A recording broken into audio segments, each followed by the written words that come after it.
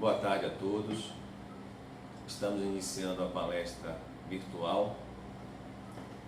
É um novo formato diante da situação pelo qual nós estamos vivendo no Brasil e no mundo. Mas antes de iniciarmos, eu gostaria de fazer uma prece inicial.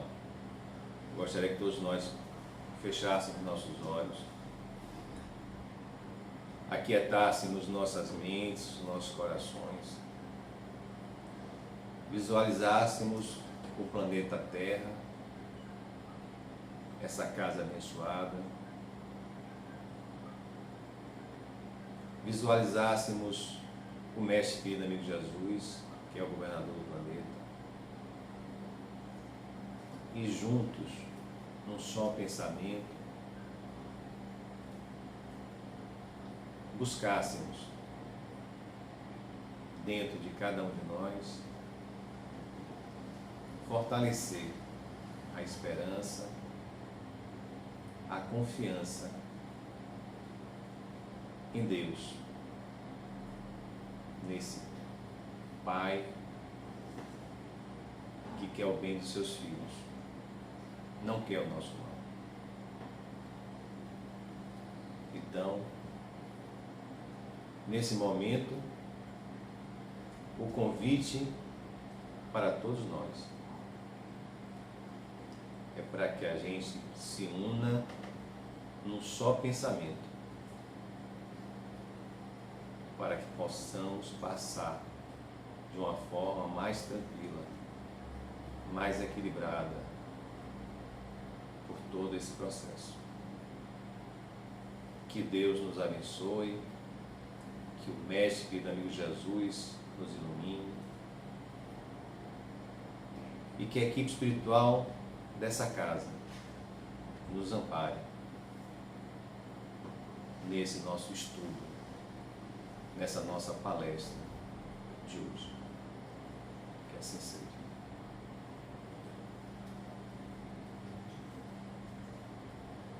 O tema de hoje é um tema bem atual e o tema central do mês de abril, que a casa escolheu para as palestras do mês de abril, é exatamente princípios espíritas, o que muda em nossas vidas. Interessante que no momento que a gente vive, atual, os princípios que a doutrina nos traz, essa doutrina que é esclarecedora, é consoladora, que busca nos orientar, nos ajudar a entender o porquê das coisas, o para quê das coisas. Então, durante todo esse mês de abril, nós vamos abordar determinados princípios da doutrina. E esses princípios da doutrina vai se tornar uma ferramenta, ela é uma ferramenta para todos nós. Interessante que num livro chamado O que é o Espiritismo, no preâmbulo, logo no início do livro, no seu primeiro parágrafo, Kardec ele nos traz uma informação muito interessante, ele nos traz uma reflexão, na realidade uma reflexão, nos dizendo o seguinte, que muitas das nossas dúvidas, muitos dos nossos questionamentos se devem à falta de um estudo mais aprofundado da doutrina espírita. E mais adiante, na finalização do parágrafo, ele vai dizer: e o que nos falta não é tempo, o que está nos faltando é vontade. Então, cabe a nós espíritas, nesse momento de um certo desequilíbrio, de uma certa perturbação, desarmonia, a gente percebe isso, o coração às vezes apertado, a mente às vezes perturbada, e eu vejo isso não fora só da casa espírita, do meio espírita, eu vejo muito isso dentro do próprio meio espírita. E nós temos, eu fiz questão de trazer aqui os livros da codificação para mostrar para a gente que nós temos todo esse manancial aqui, todo esse material à nossa disposição. para que a gente possa se utilizar desse material. Agora, como eu digo sempre, quem buscou aprofundar o estudo, conhecer a doutrina, no momento de calmaria, a tendência é que essa pessoa passe por essa tempestade de uma forma mais tranquila. Mais difícil, com certeza, vai ser para aquelas pessoas que vão ter que buscar esse estudo mais aprofundado dos princípios do Espiritismo, desses princípios espíritas, nesse momento. Mas não é tarde para a gente buscar. Até porque o tema é interessante, ele coloca princípios espíritas, o que muda em nossas vidas. Então, a doutrina tem esse objetivo, nos trazer a parte teórica, mas nós não podemos ficar presos à teoria. Nós temos que buscar essa teoria para nossas vidas, para o nosso processo de mudança.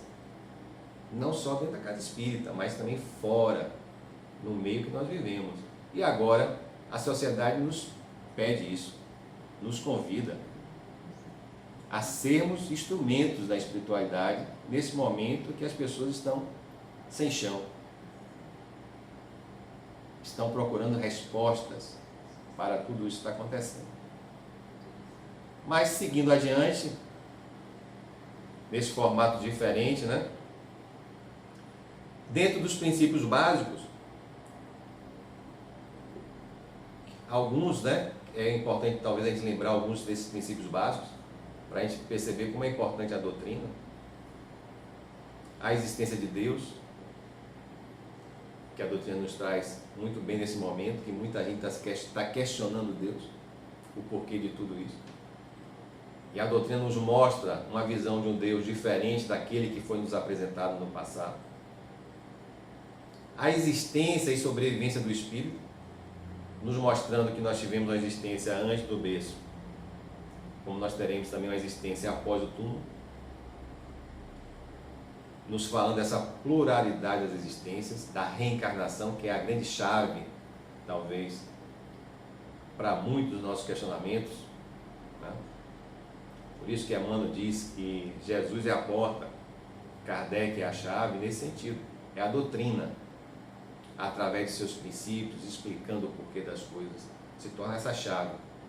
Agora, como diz um certo pensador, em relação ao conhecimento, quando ele compara o conhecimento a uma chave, a gente precisa saber utilizar bem a chave ao abrir uma porta, mas a gente precisa usar bem o conhecimento para o nosso crescimento, porque quando ele compara o conhecimento à chave, ele vai nos dizer, se eu utilizo a chave de forma correta, ele abre a porta, mas se eu utilizo essa chave de forma errada, ele quebra a fechadura. Então o conhecimento funciona da mesma forma. Se eu souber utilizar bem esse conhecimento faz com que eu cresça.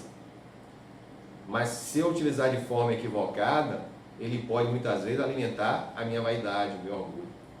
No lugar de fazer com que eu cresça, ele termina se tornando um obstáculo, uma barreira para o meu crescimento. A pluralidade dos mundos habitados, mostrando que o planeta Terra, essa escola que a gente vive, que a gente reencarnou, está passando por um processo de transição. E todo o processo de transição, de mudança, gera uma inquietude inicial.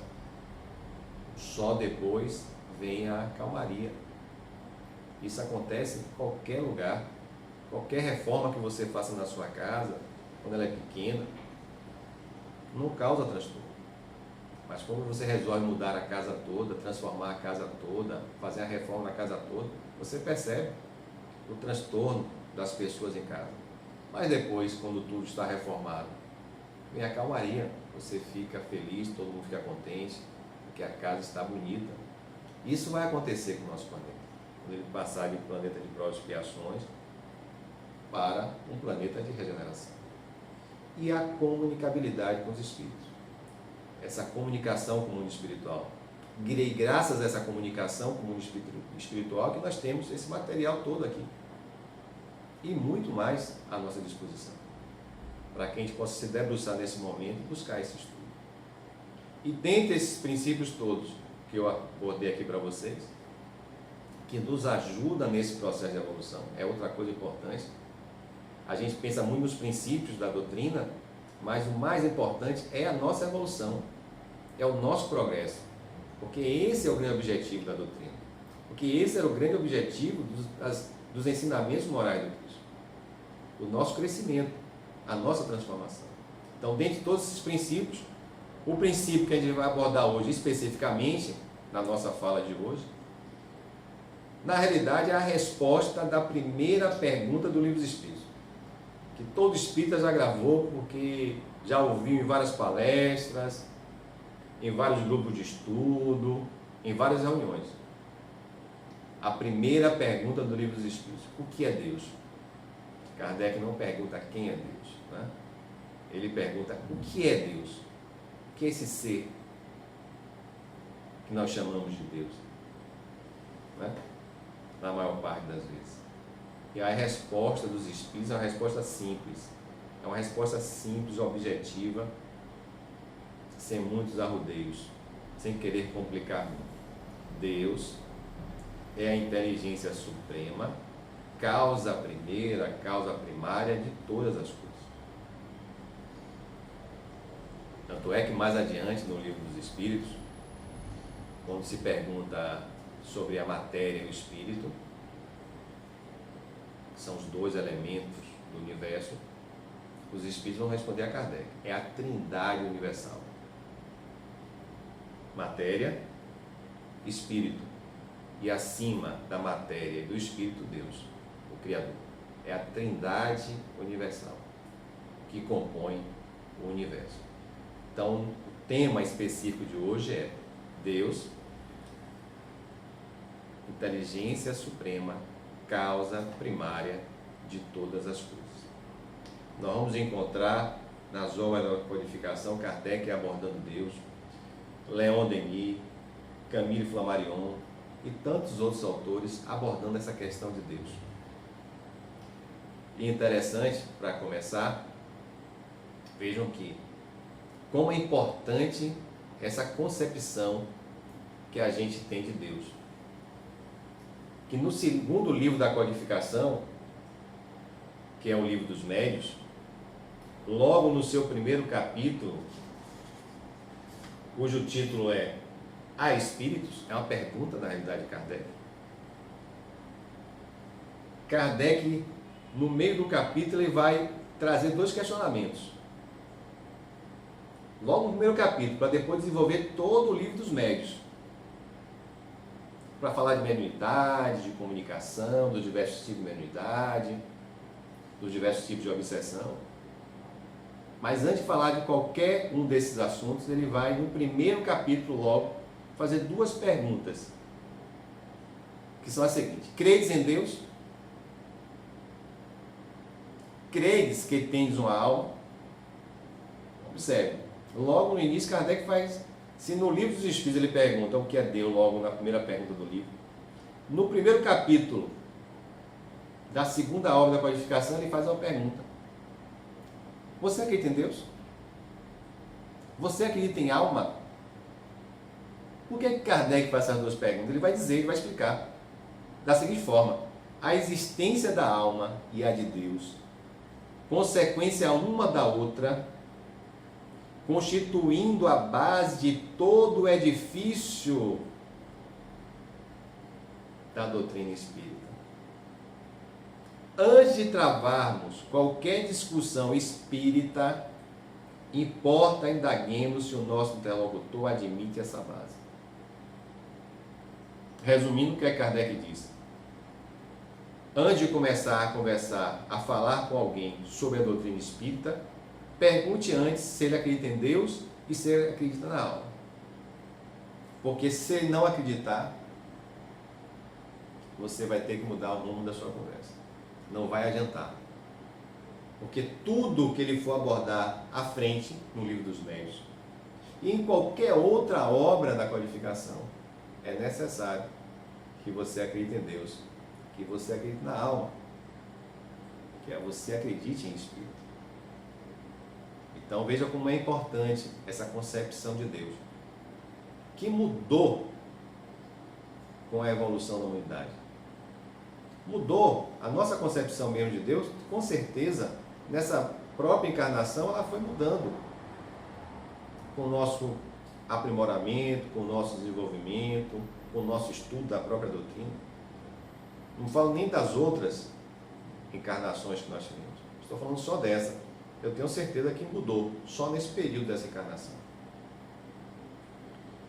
E aí Camille Flammarion, nesse livro aqui, que é um livro muito interessante também, publicado pela FEB, Deus na Natureza, de Camille Flammarion. No último capítulo, a última parte do livro, o título é Deus, é o tomo 5. Camille Flammarion vai falar de Deus, vai fazer uma abordagem a respeito de Deus. E vai mostrar para a gente, tem uma frase dele que é interessante, eu queria compartilhar com vocês, que é a seguinte: a história da ideia de Deus, foi o que a gente acabou de falar. A história da ideia de Deus mostra-nos que ela sempre foi relativa ao grau intelectual dos povos, enfim, aos progressos espirituais da humanidade. O que é que Camille Flammarion está dizendo para a gente aqui? Em outras palavras, que a nossa concepção, a nossa visão, a nossa ideia de Deus, ela evolui de acordo com a nossa evolução espiritual. Porque desde a sua origem, desde a nossa origem, a gente acreditou em Deus. Desde a sua origem, é isso que ele vai dizer também no livro, o homem crê em Deus. Só que lá no passado, logo no início, a gente confundia Deus com a sua criação.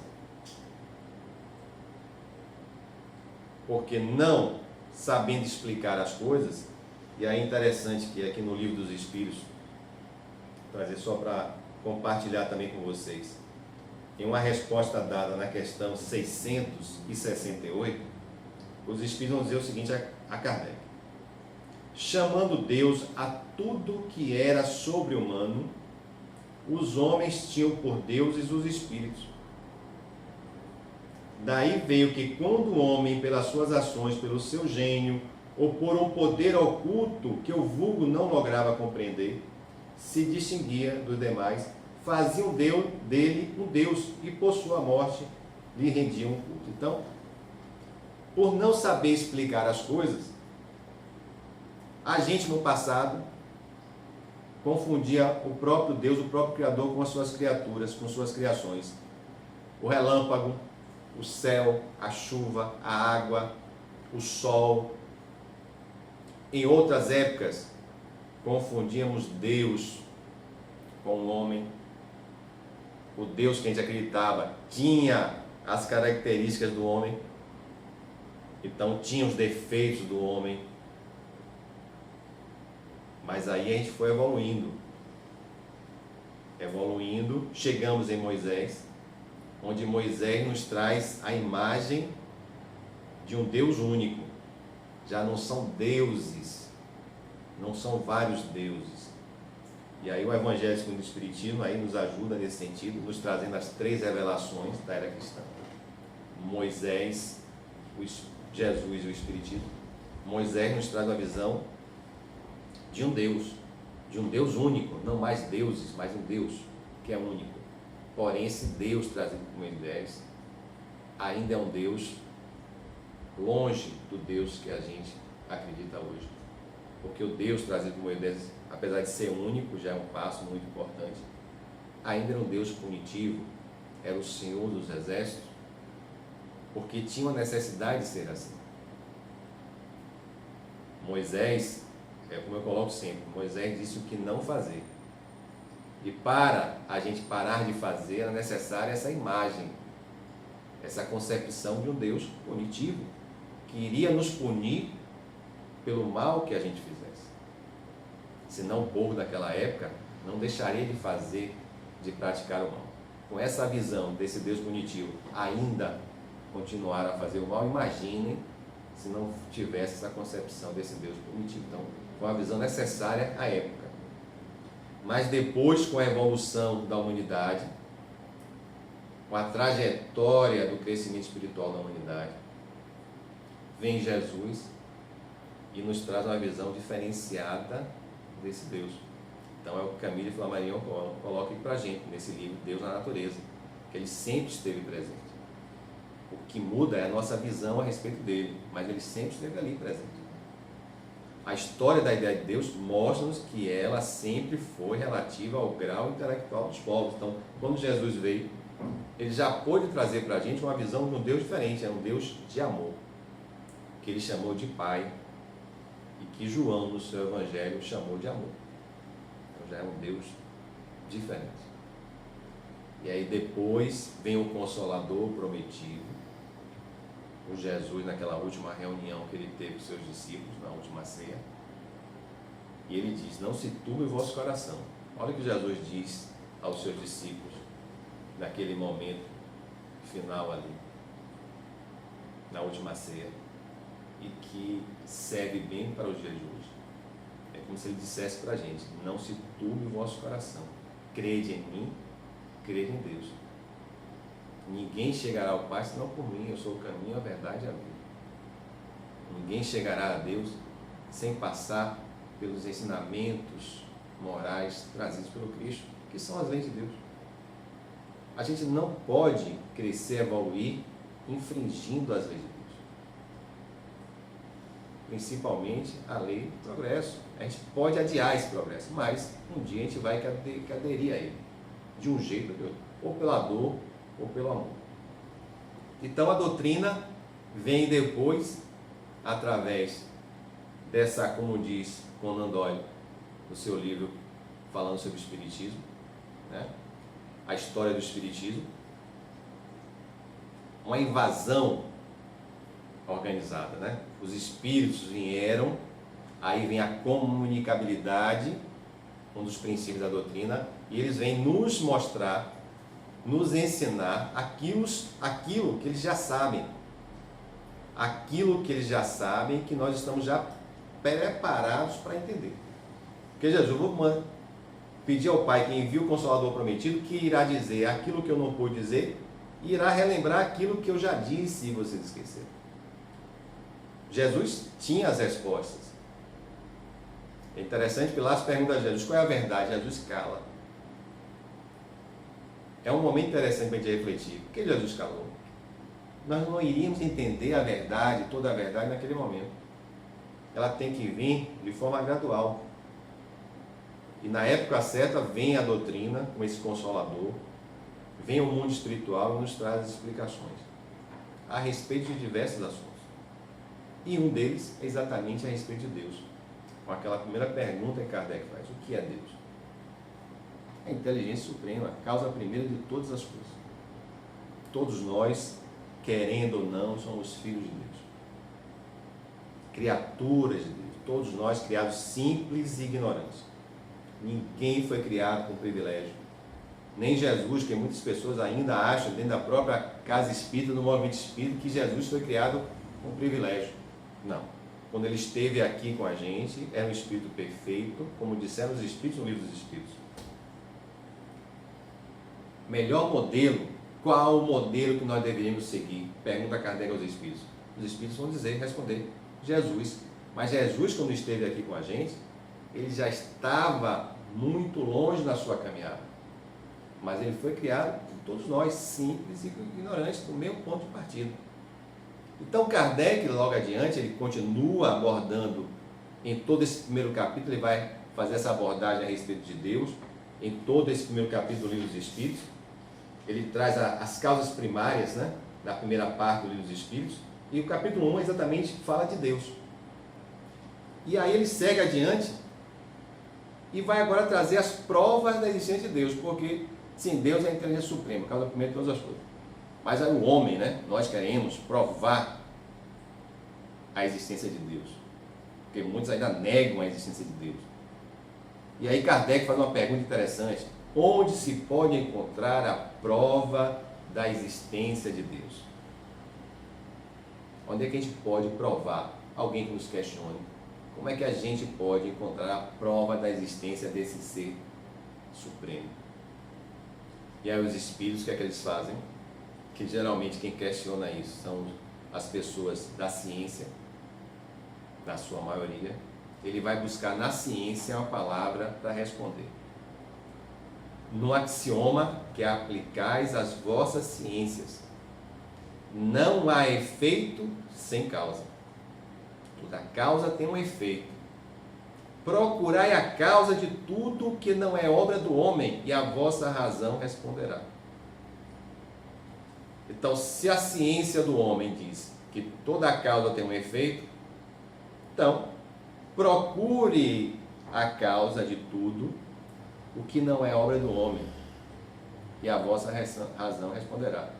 Esse universo externo, esse universo interno, esse que está dentro de nós, cada vez mais o homem se aprofunda nesse universo externo, cada vez mais o homem se aprofunda nesse universo interno. Aonde está a causa? Quem criou esse universo externo? Quem foi que criou esse universo interno? Isso não foi o homem. E aí Kardec faz um comentário a essa pergunta, diz o seguinte: para crer em Deus é suficiente lançar os olhos às obras da criação. O universo existe, logo tem uma causa. E a gente começa a perceber que o homem continua ainda a negar Deus, porque seu olhar ainda está obscurecido pelo amor. Porque o Kardec diz aqui, fecha, para crer em Deus, basta a gente lançar os olhos nas obras da criação, ao que está ao nosso lado, ao nosso redor. Os pássaros, céu, chuva, água, oceano, a natureza como um todo, as plantas, o ser humano. E a gente vai encontrar essa resposta, que realmente existe esse ser supremo, essa inteligência suprema que está acima de todos nós. Outro livro também que aborda Deus é O Grande Enigma, de Leon Denis, né? A gente às vezes pouco aborda Leon Denis. Nesse livro, O Grande Enigma, cujo primeiro capítulo também tem o mesmo título, O Grande Enigma. Eu achei interessante trazer aqui para a gente, só nesse momento que a gente vive, porque nesse primeiro capítulo, Leon Denis abre com um questionamento. Há uma finalidade, há uma lei no universo? Isso tudo que está acontecendo agora, coronavírus, as outras coisas que acontecem no universo, as outras calamidades, desencarnes coletivos. Há uma finalidade, há uma lei regendo tudo isso? Ou o universo, o planeta está em desequilíbrio, como muitos pensam? Está entregue ao nada. Porque Emmanuel diz que o planeta tem um governador, Jesus. Jesus diz que existe um Criador, Deus, que criou tudo e que não abandona seus filhos. E aí Leon Denis vai e continua. Ou esse universo é apenas um abismo no qual o pensamento se perde por falta de ponto de apoio, em que gira sobre si mesmo, igual a folha morta ao influxo do vento, entregue ao nada. Olha como ele abre o livro, O Grande Enigma. Será que esse universo que o planeta Terra faz parte está entregue ao nada? Esses vários sóis, planetas, galáxias, está entregue ao nada? Ou existe um ser supremo que criou tudo isso? E aí ele fala, nesse mesmo livro, no capítulo 6, não procures Deus nos templos de pedra e de mármore. O grande problema talvez seja isso, a gente está buscando Deus no lugar errado. Não procures Deus nos templos de pedra e de mármore, ó homem que eu queres conhecer, e sim no templo eterno da natureza, no espetáculo dos mundos a percorrer o infinito, nos esplendores da vida que se expande em sua superfície, na vista dos horizontes variados, nas planícies, nos vales, nas montanhas, nos mares, que a tua morada terrestre te oferece. Chega a ser poético de Leon Denis, né? Não procures Deus nos templos de pedra e de mármore, mas busque Deus nesse universo que nós contemplamos, na natureza. Busque Deus, essa essência divina dentro de cada um de nós. E seguindo Kardec, no Livro dos Espíritos, ainda sobre a questão da prova da existência de Deus. O sentimento íntimo, pergunta Kardec, que temos da existência de Deus, não poderia ser fruto da educação? Resultado de ideias adquiridas? Então, esse sentimento íntimo que existe dentro de cada um de nós, não poderia ser fruto da educação que nós tivemos na infância, na escola, no ambiente familiar? E aí os Espíritos respondem, se assim fosse, por que existiria naquelas pessoas que não tiveram a educação que nós tivemos esse sentimento? Porque essa ideia desse Deus, mesmo sem ter a concepção correta, a visão correta dele, mas existe esse sentimento íntimo da existência de um ser superior, que no início confundimos com a sua própria criação, mas já existia desde lá de trás, não é de agora, esse sentimento íntimo. Não foi educação. É porque esse sentimento íntimo estava dentro de cada um de nós, porque nós temos dentro de cada um de nós essa essência divina, essa concepção. O que nos falta, já que nós fomos criados simples e ignorantes, é uma ideia mais clara a respeito da natureza desse ser superior. E aí a Gênese, que é um livro também que às vezes a gente tem até medo de ler, né? Porque ele tem alguns capítulos meio complexos, mas a Gênese é interessante e hoje, no momento que a gente vive, eu aconselho a todos nós a leitura da sua última parte, que é exatamente o capítulo 18, São Chegados os Tempos, uma obra publicada em 1868. E quem lê essa parte da Gênese, parece que está Kardec e a espiritualidade está enxergando tudo o que está acontecendo hoje no planeta. Que nós vamos verificar aqui durante a nossa fala, a nossa conversa. Não é obra de um Deus punitivo. Não tenhamos essa visão. Essa visão foi nossa do passado, quando a gente acreditava num Deus punitivo.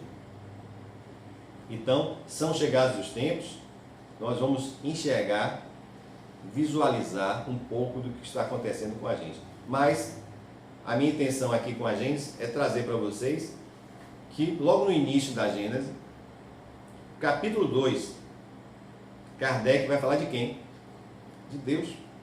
Então vejam, Kardec falou de Deus logo no primeiro livro da codificação. Kardec falou da importância da nossa concepção, visão de Deus no segundo livro da codificação, que foi o Livro dos Médiuns, logo no primeiro capítulo. E no segundo capítulo da quinta obra da codificação, a Gênese, Kardec dedica um capítulo inteiro para falar de Deus, complementando tudo aquilo que ele já tinha trazido no Livro dos Espíritos, nas obras anteriores. E fala, a existência de Deus é, pois, uma realidade comprovada não só pela revelação, como também pela evidência material dos fatos. Então, essa confirmação dessa existência de um ser superior não é só apenas pelas revelações trazidas pelos profetas, pelos enviados, como pelo próprio Jesus. Mas a gente pode confirmar pelas evidências materiais dos fatos. Quando ele diz, os povos selvagens, nenhuma revelação tiveram. Os povos que não tiveram a educação, a oportunidade que nós tivemos no mundo de hoje, eles acreditavam. Então, os povos selvagens nenhuma revelação tiveram. Entretanto, creem instintivamente na existência de um poder sobre-humano, que eles dão nomes diversos, como nós demos com certeza nomes diversos a esse ser supremo, a esse poder sobre-humano. Eles veem coisas que estão acima das possibilidades do homem. Então, o homem selvagem, de pouca educação, é isso na realidade que Kardec quer dizer, com pouca instrução, pouco evoluído espiritualmente também, eles têm uma visão de que existe algo acima do homem. Então eles veem coisas que estão acima das possibilidades do homem e deduzem que essas coisas provêm de um ente superior. Se está acima do homem, é obra de um ser superior ao próprio homem. Então daí já vem uma semente sobre essa ideia, essa existência de Deus. E com o passar do tempo, da evolução da humanidade, as pessoas vão aprimorando essa visão. E Kardec continua a estudar, a falar de Deus e questiona aos espíritos em que é que na causa primária se revela uma inteligência suprema e superior a todas as inteligências. Então, o que é que nessa causa primeira, se revela uma inteligência suprema, superior, como os próprios selvagens, como diz Kardec na Gênese, o povo de pouca instrução, pouco evoluído espiritualmente do passado da humanidade, já tinham essa percepção. Aí os espíritos vão e respondem. Tens um provérbio que diz, pela obra se conhece o autor. Pois bem, vede a obra e procurai o autor. Então, pela obra, é essa percepção que os povos do passado tinham. Olhavam o universo, não tinham essa ideia ainda, as ciências não tinham sido desenvolvidas, mas eles tinham uma percepção do céu, da chuva, do sol, a natureza, os animais. Quem poderia ter criado tudo aquilo se o homem não tinha a condição de criar? E aí ele vai no final e diz, então, observe a obra que você vai identificar o seu autor. E aí ele vai no final e diz, o orgulho é que gera a incredulidade. Os espíritos lembrando a Kardec que está dificultando a nossa visão de um Deus mais evoluído é o nosso orgulho ainda, porque o homem ainda se acha dono da verdade, ainda acha que ele pode controlar. E o que a gente está percebendo, né, no mundo que a gente vive hoje, que as pessoas estavam esperando guerras atômicas, destruição em massa da humanidade por bombas, o mundo hoje está em desespero por causa de um vírus, de algo que a gente não consegue perceber a olho nu. Então, talvez o grande obstáculo hoje para o nosso crescimento, como diz o Evangelho segundo o Espiritismo, é o nosso orgulho. Kardec faz um comentário interessante sobre esse assunto.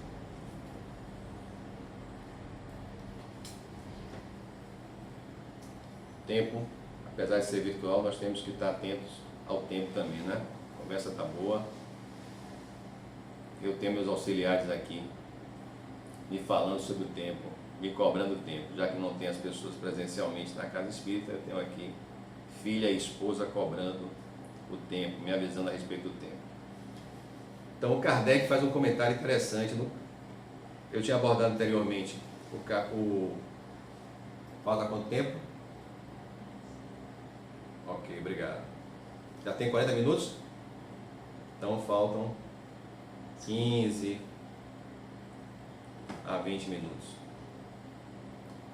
Então, eu tinha abordado o item, a pergunta número 9, mas aí depois eu trouxe para a gente um comentário que Kardec faz no item anterior, na pergunta anterior, na questão 8, dizendo o seguinte: a harmonia existente no mecanismo do universo patenteia combinações de desígnios determinados e por isso mesmo revela um poder inteligente. Essa harmonia que existe no universo, que o homem não consegue compreender. Às vezes ele tem a ideia que o mundo está em desarmonia, em desequilíbrio. Não. Existe por trás de tudo uma harmonia, um equilíbrio das leis da natureza. O que está acontecendo é resultado das infrações em relação a essas leis. Então, é equilíbrio. Infringiu a lei, tem que responder por essa infração. Então, atribuir a formação primária ao acaso, comenta Kardec, como muitos ainda atribuem, é insensatez. É falta de uma visão mais ampla. É falta de uma humildade do ser humano. Pois que o acaso é cego e não pode produzir os efeitos que a inteligência produz. Um acaso inteligente já não seria acaso. Então, se existe uma harmonia no universo,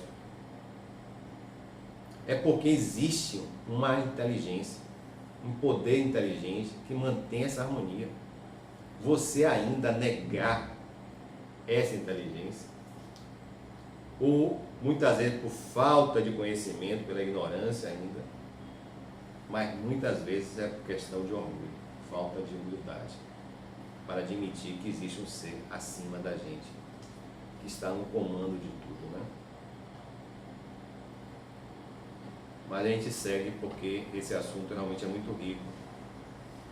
E aí Kardec, mais adiante, chegando já no finalzinho lá do capítulo, ele vai fazer a pergunta 10. Pode o homem compreender a natureza íntima de Deus? Porque o homem quer compreender tudo, o homem quer saber tudo. Então ele pergunta também, eu também perguntaria, acho que todos nós perguntaríamos, sim, inteligência suprema, ser criador do espírito e da matéria, a trindade, espírito, matéria e o criador acima de tudo. Um dia nós poderemos compreender a natureza íntima de Deus? Podemos hoje compreender essa natureza íntima de Deus? A resposta dos Espíritos é simples e objetiva para o homem orgulhoso. Não. Falta-lhe para isso o sentido. Mas o orgulhoso vai admitir uma coisa dessa, uma resposta dessa? Claro que não. Quando alguém diz para você, não, falta-lhe o conhecimento ainda, falta-lhe a percepção, uma visão mais ampla, que você só vai obter com o seu crescimento espiritual, depois de muitas reencarnações, né? Sim. Mas se a gente não consegue entender a natureza de Deus, pelo menos os Espíritos deram uma canja para os orgulhosos. Que vocês não entendam a natureza, mas pelo menos a gente pode explicar para vocês alguns atributos de Deus vinculados aos atributos que vocês conhecem na sociedade que vocês vivem. Então, quando ele fala da natureza divina, na própria Gênesis, o livro dos Espíritos fala também essa questão, no capítulo 1, no capítulo 2 da Gênesis, Kardec reforça um pouco mais alguns atributos de Deus, para que a gente pudesse ter uma visão melhor, já que a gente não consegue entrar na natureza propriamente dita, pelo menos as suas atribuições. Deus é a suprema e soberana inteligência. Supremo. Não existe ninguém acima dele ou igual a ele. Deus é eterno. Porque se ele não fosse eterno, muita gente confunde, nós não somos eternos, nós somos espíritos imortais. Mas nós não somos eternos, porque nós somos criados. Se Deus também não fosse eterno, ele teria que ser criado. E quem criou Deus? E quem criou Deus? A gente não ia sair desse labirinto nunca. Então Deus é eterno. Basta. E interessante que no livro dos Espíritos, Kardec chama a atenção, olha, homem, não tente entrar em labirintos que você não vai conseguir sair. Se contente com aquilo que você pode entender, enxergar, visualizar. Deus é imutável. Porque imagine se Deus mudasse todo dia, como certos governantes que nós temos que muda todo dia. Se Deus mudasse todo dia, nós viveríamos num universo desequilibrado, sem harmonia. Deus é imaterial. Por quê? Porque se ele fosse material, a matéria, ela é mutável, ela muda, ela se transforma. Deus é onipotente, onipresente. Deus é soberanamente justo e bom. Deus é infinitamente perfeito. Deus é único. São características de Deus que a gente pode entender, que estão dentro das nossas limitações, porque são atribuições que a gente traz no nosso dia a dia às pessoas. Só que em Deus está em grau infinito. Quando Jesus disse para as pessoas naquela época que o ouviam, sede perfeitos, como nosso Pai é perfeito, como Deus é perfeito. Jesus sabia que nós não alcançaríamos jamais a perfeição de Deus, mas Ele queria nos incentivar a buscarmos sermos o mais perfeito que a gente pode ser. Então, todos esses atributos que a gente traz para uma pessoa do bem, uma pessoa que a gente classifica como uma pessoa do bem, como um espírito do bem, como um homem de bem, em Deus a gente coloca no grau infinito. Porque Deus é infinitamente justo, bom e perfeito. É único, não existe outro igual, porque senão iríamos ter confusão, né? Iria existir dois seres com o mesmo poder. Consequentemente, haveria desequilíbrio. Deus é único. Graças a Deus. E aí Kardec vai e pergunta: quando dizemos que Deus é eterno, infinito, imutável, imaterial, único, onipotente, soberanamente justo e bom, temos ideia completa dos seus atributos? Kardec faz uma pergunta que o ser humano tende a perguntar, né? Tendo essas concepções de Deus, temos uma ideia completa dos seus atributos? E aí os Espíritos respondem: do vosso ponto de vista, sim, porque credes abranger tudo. Sabei, porém, que há coisas que estão acima da sua inteligência de homem, acima do seu conhecimento de agora, as quais a vossa linguagem é restrita, as vossas ideias e sensações não têm meios de exprimir.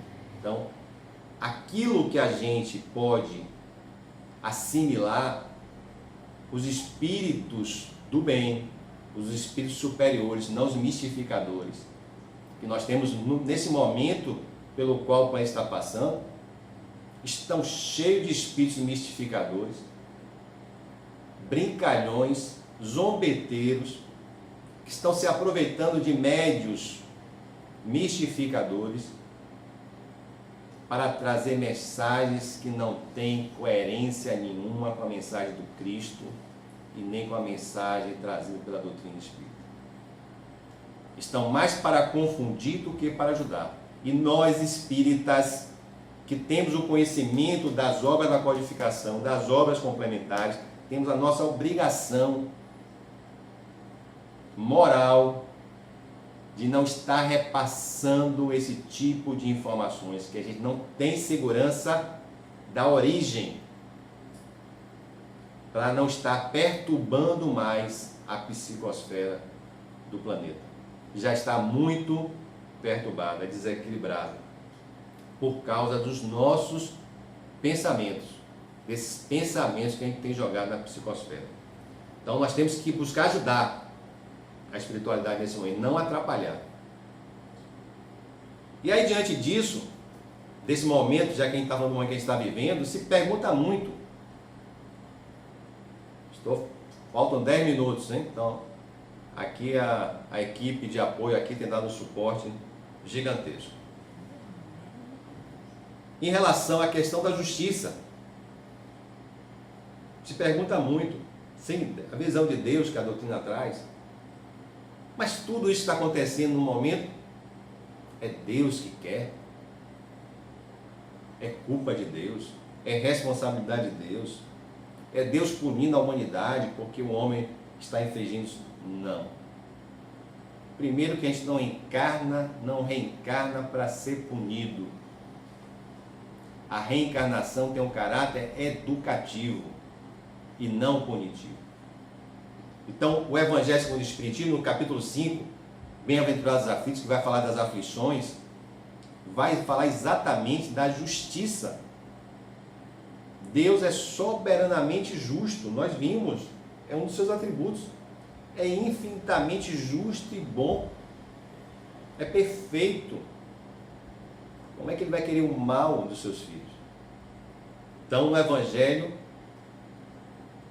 no capítulo 5, Bem-aventurados os aflitos, vai dizer o seguinte: entretanto, desde que admita a existência de Deus, ninguém o pode conceber sem o infinito das perfeições.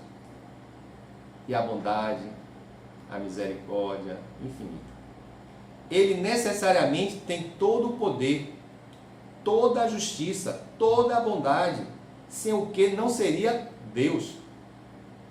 Se ele não tivesse todas essas qualidades, atributos em grau infinito, teria alguém acima dele que teria. Então ele não seria Deus. Se é soberanamente bom e justo, não pode agir caprichosamente nem com parcialidade. Então esse Deus que alguns estão propagando,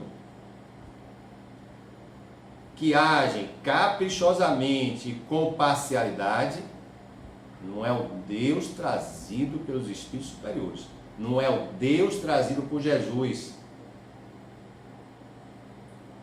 Logo, continua o Evangelho, as vicissitudes da vida derivam de uma causa, e pois que Deus é justo, justo há de ser essa causa.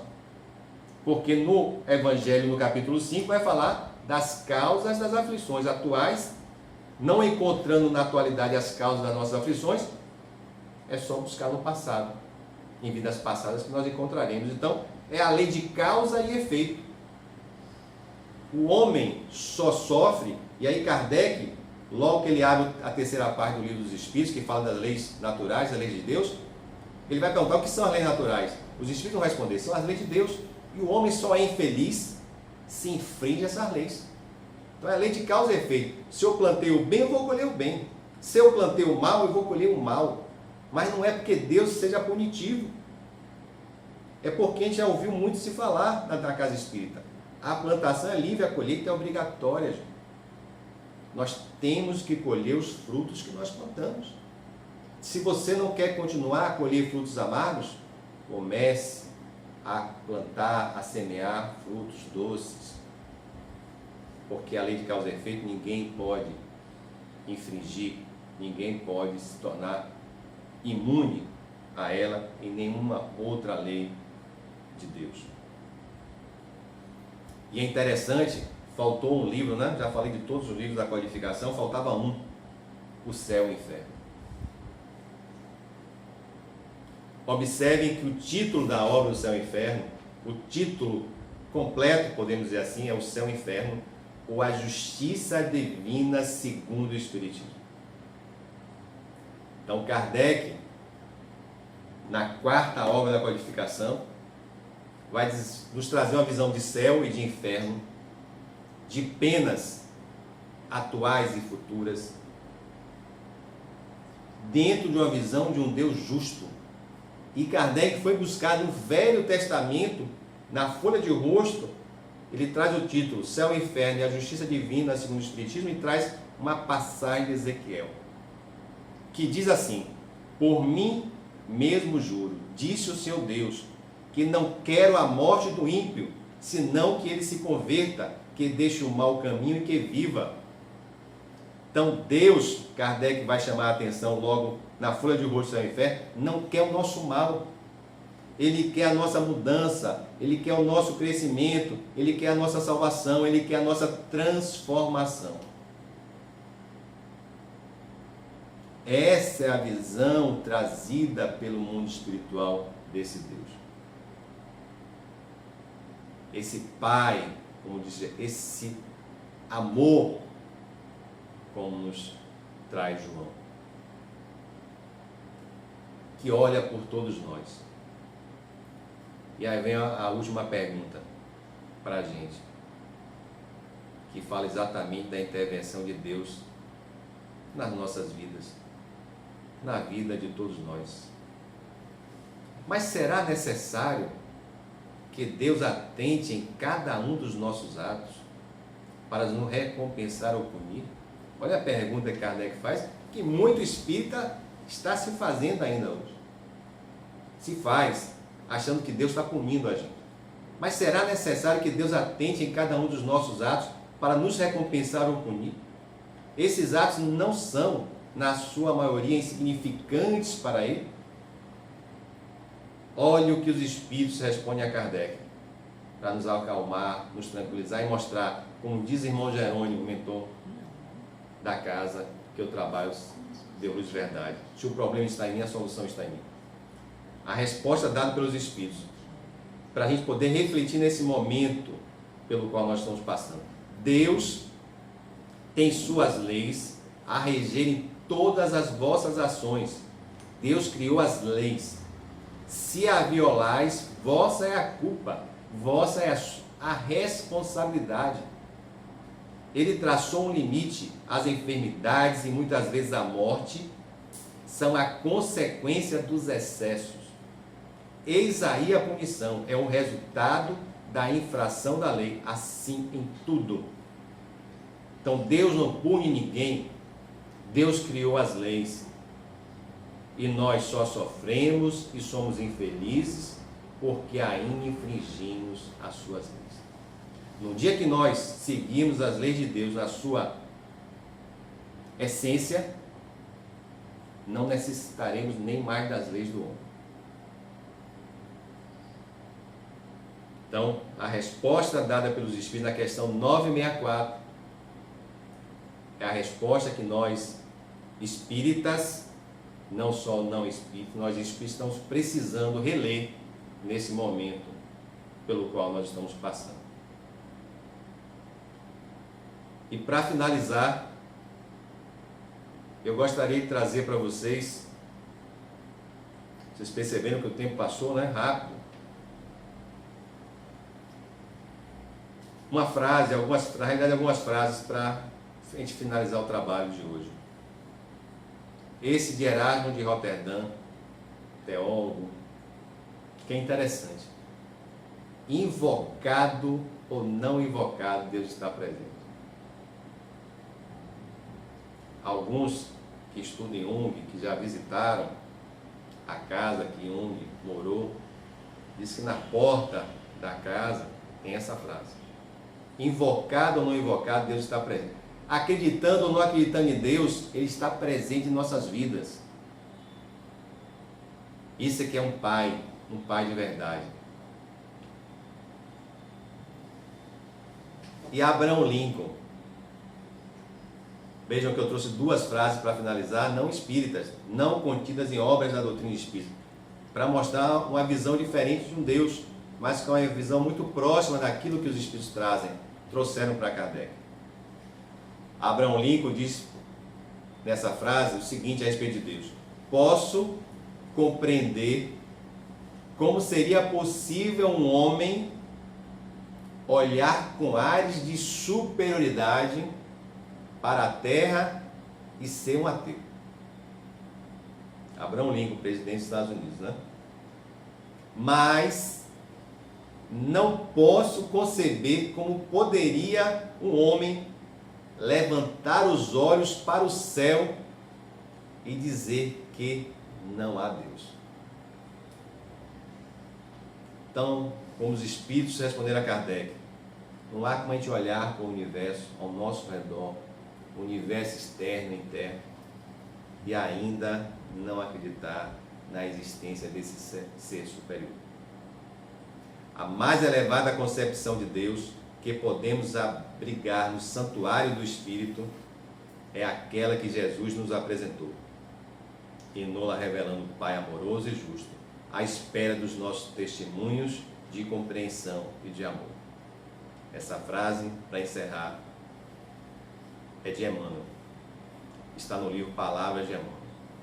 Então, a mais elevada concepção que nós podemos levar hoje de Deus, que podemos abrigar dentro de cada um de nós, é aquela concepção trazida por Jesus.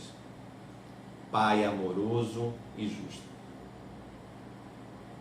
Que a paz, o amor e a alegria envolvam os nossos corações nesses momentos de dor, sofrimento, desequilíbrio às vezes mental, perturbação espiritual. Que essa paz, esse amor, essa alegria esteja presente nos nossos corações. Que a gente seja instrumento de paz, de esperança, não de desespero e de falta de esperança, de pessimismo. Que a paz de Deus esteja com todos vocês.